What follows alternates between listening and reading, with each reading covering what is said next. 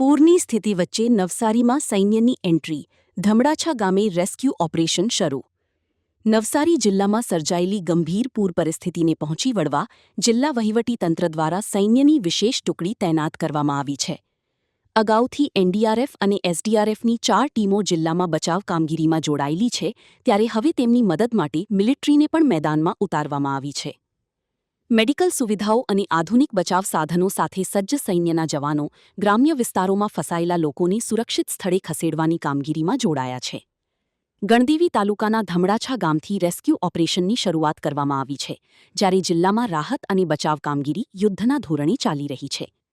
Report Sunil, Navsari. માં motor driving, safe and sure driving.